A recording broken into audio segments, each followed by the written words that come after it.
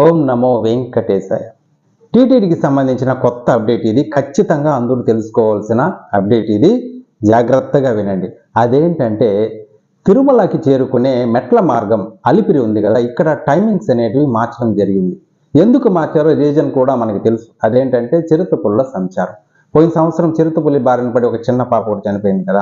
ఈసారి అటువంటి పొరపాటు ఏది జరగకూడదని చెప్పి టీటీడీ నిర్ణయం తీసుకునింది. అదేంటంటే టైమింగ్స్ అనేటివి మార్చడం జరిగింది.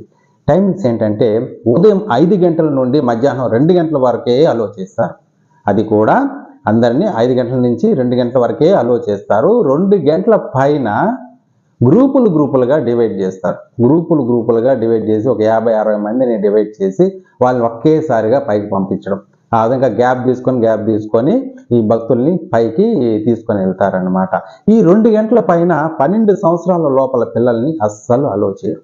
కాబట్టి ఈ అప్డేట్ అనేది ఖచ్చితంగా అందరూ తెలుసుకోవాలి. సాయంకాలం అంటే రాత్రి 9:30కి ఈ అలిపిరి గేట్ అనేది మూసివేయడం జరుగుతుంది.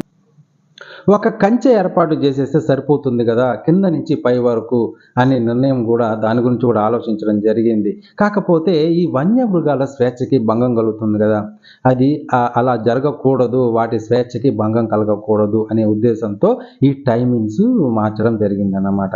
కాబట్టి ఇది చాలా మంచి అప్డేటు, అందరికీ కూడా మనం తెలియచేయాలి. ఇంకోటి ఏంటంటే మనకి ఉదయం నుంచి 2 గంటల వరకు అలో చేస్తారని చెప్పారు కదా. మామూలుగా ఈ 3500 స్టెప్స్ ఎక్కడానికి దగ్గర 4 గంటల నుంచి 5 గంటల సమయం పడుతుంది. కాబట్టి ఈ మామూలుగా ఇప్పుడు సన్లైట్ ఉండేటప్పుడే వెళ్ళిపోవచ్చు, కాబట్టి ఇబ్బంది ఉండదు.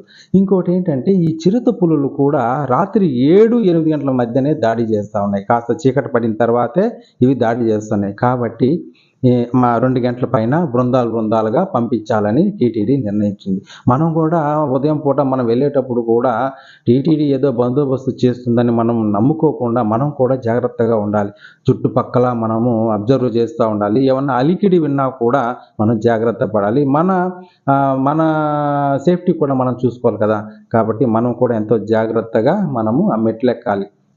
చాలా మందికి కూడా ఈ విషయం తెలియదు. ఎందుకంటే ఇప్పుడు బయట నుంచి వస్తారు, వాళ్ళకి టైమింగ్స్ తెలియదు. తర్వాత చిన్నపిల్లలతో వస్తూ ఉంటారు, వాళ్ళకి టైమింగ్స్ తెలియకుండా ఇబ్బంది పడతారు కదా.